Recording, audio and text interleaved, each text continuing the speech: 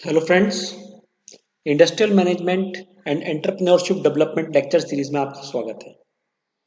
अगर आपने moving electron channel subscribe ना किया हो तो सबसे पहले से सब्सक्राइब कर लें, जिससे कि आने वाले लेक्चर्स के अपडेट आपको मिलते रहें और बेल आइकन को जरूर क्लिक कर लें। आज का लेक्चर है NABARD, national bank for agriculture and rural development. ये लेक्चर भी एंटरप्रेन्योरल सपोर्ट एजेंसीज के जो है क्रम में ही चल रहा है। ये भी एक एंटरप्रेन्योरल सपोर्ट एजेंसी ही है, जिसका काम हम आगे लेक्चर में देखते हैं। तो आइए स्टार्ट करते हैं आज का lecture, national bank for agriculture and rural development.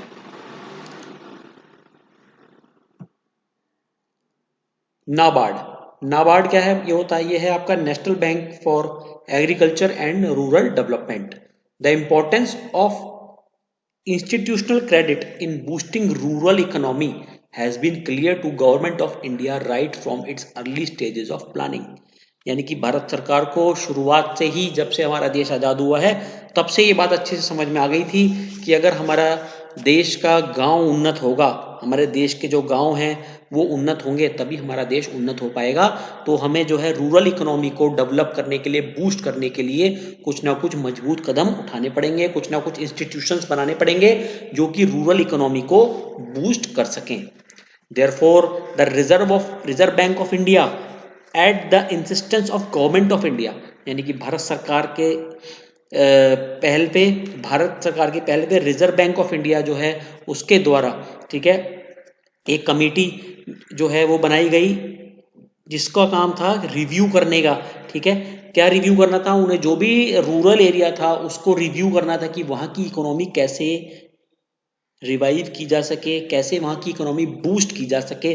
तो एक कमेटी बनाई गई जिसका नाम था क्या नाम है, आपका जो नाम है ये था क्रेडिट, इंस्टीट्यूशनल क्रेडिट, ठीक है, for agriculture and rural development, ठीक है ना, क्राफाइट कार्ड। ये एक कमेटी डेवलप की गई जिसका काम था बेसिकली किस प्रकार रूरल इकोनॉमी को बूस्ट किया जा सके। तो ये भारत सरकार और रिजर्व बैंक ऑफ इंडिया दोनों ने मिलकर इसका गठन किया। आगे, the committee interim report submitted on 28 November 1979 outlined the need for a new organization device for providing undivided attention, forceful direction and pointed focus to credit the related issues linked with the rural development।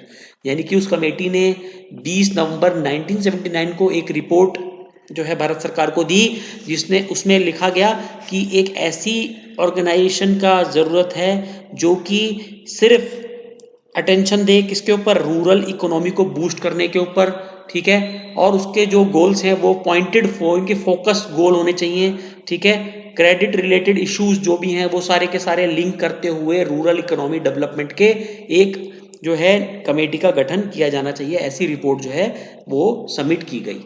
In recommendation was for its recommendation was formation of a unique development financial institution which would address these aspirations, and formation of national bank for agriculture and rural development was approved by the parliament through act 61 of 1981।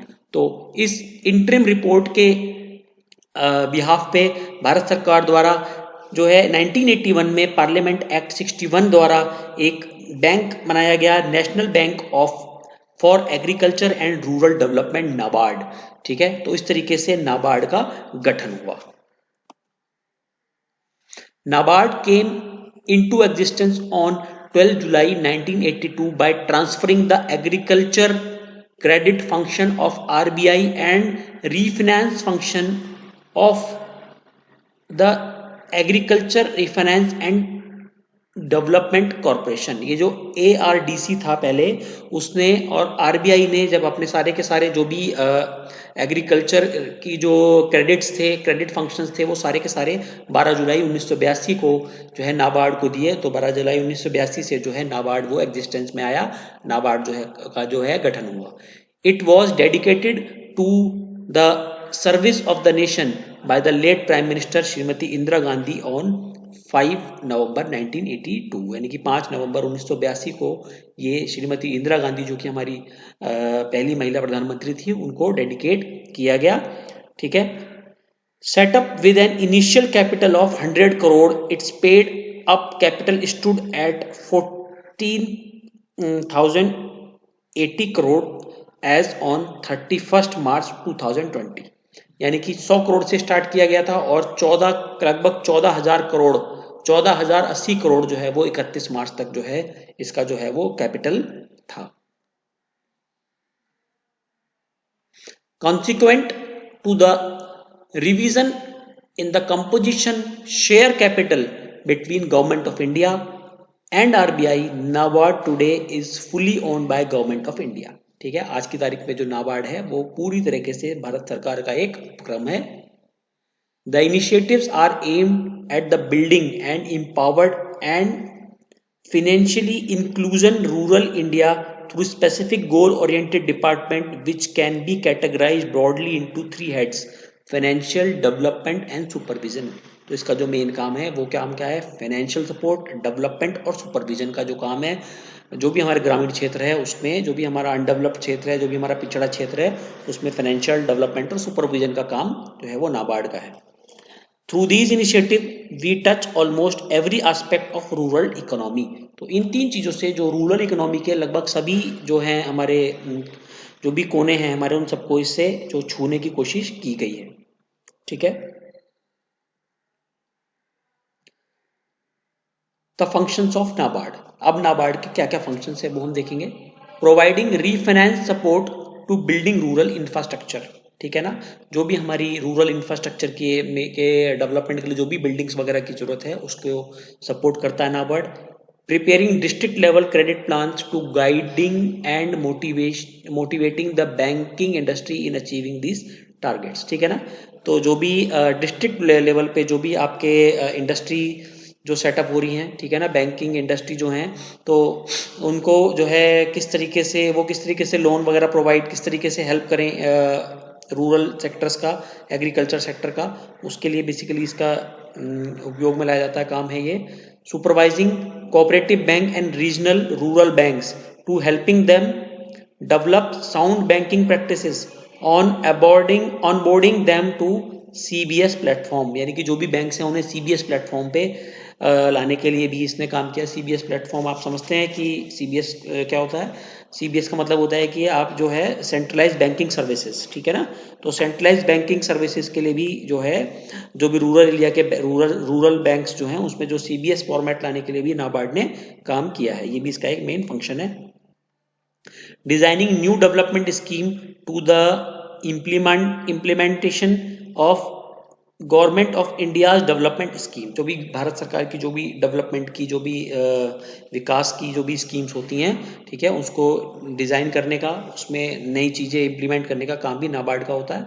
Training handicraft artisans to provide them marketing platform for selling these article. जो भी handicraft का काम करते हैं उन्हें उनके लिए marketing करना, ठीक है, उनको ट्रेनिंग प्रोवाइड करना जिससे कि उनके आर्टिकल सेल हो जाएं, तो उसके लिए भी ये भी इसका काम करती है, ये भी इसका एक मेन फंक्शन है। स्कीम्स अंडर नाबार्ड, कौन कौन सी स्कीम्स हैं नाबार्ड के अंडर में?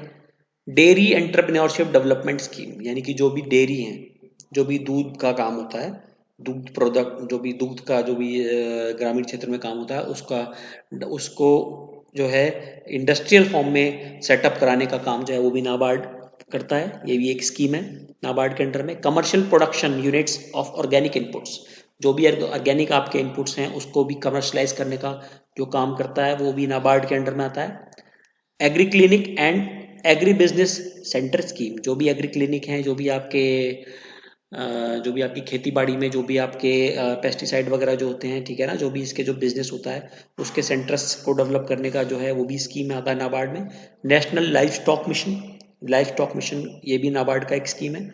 GSS ensuring and use of subsidy released, ठीक है ना, जो भी सब्सिडी रिलीज हो रही है उसका सबसे निचले पायदान पे उपयोग हो, ये इस तरीके की स्कीम्स भी नाबार्ड लेके आते हैं।